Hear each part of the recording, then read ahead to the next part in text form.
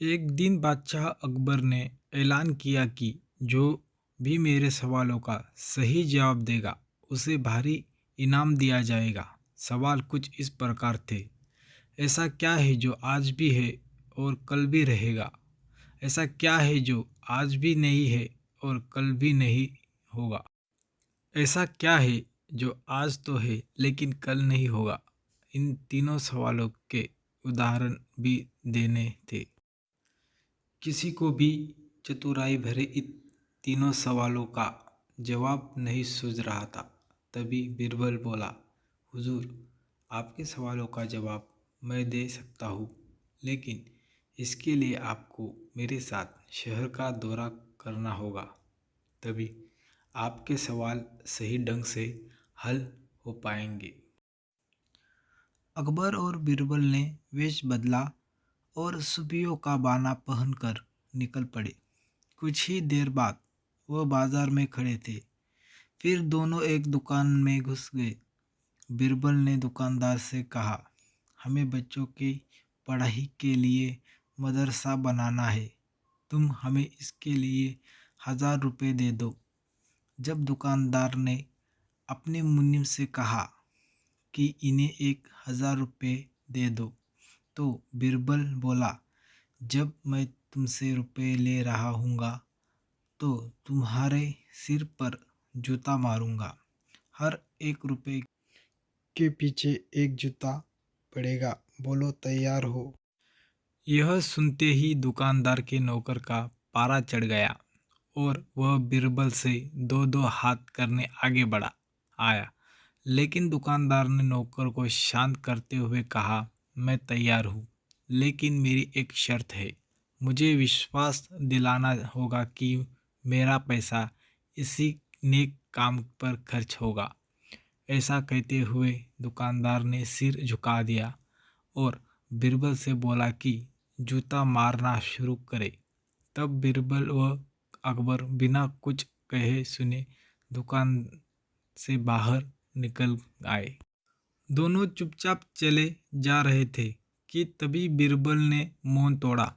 बंदा परवर, दुकान में जो कुछ हुआ उसका मतलब है कि दुकानदार के पास आज पैसा है और उस पैसे को नेक कामों में लगाने की नीयत भी, जो उसे आने वाले कल भविष्य में नाम देगी। इसका एक मतलब यह भी है कि अपने नेक कामों से वो जन्नत में अपनी जगह पक्की कर लेगा। आप इसे यह भी कह सकते हैं कि जो कुछ उसके पास आज है कल भी उसी के साथ होगा। यह आपके पहले सवाल का जवाब है। फिर वह चलते हुए एक भिखारी के पास पहुंचे। उन्होंने देखा कि एक आदमी उसे कुछ खाने को दे रहा है और वह खाने का सामान उस भिखारी की ज़रूरत से कहीं ज़्यादा है। तब बीरबल उस भिखारी से बोला, हम भूखे हैं, कुछ हमें भी दे दो खाने को।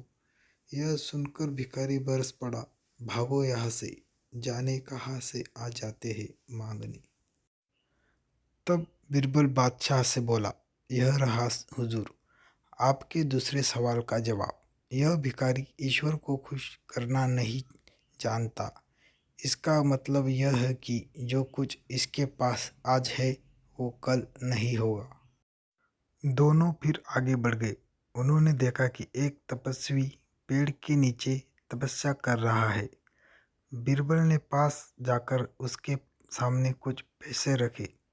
तब वह तपस्वी बोला, इसे हटाओ, यह से मेरे लिए बेईमानी से पाया गया पैसा है, ऐसा पैसा मुझे नहीं चाहिए।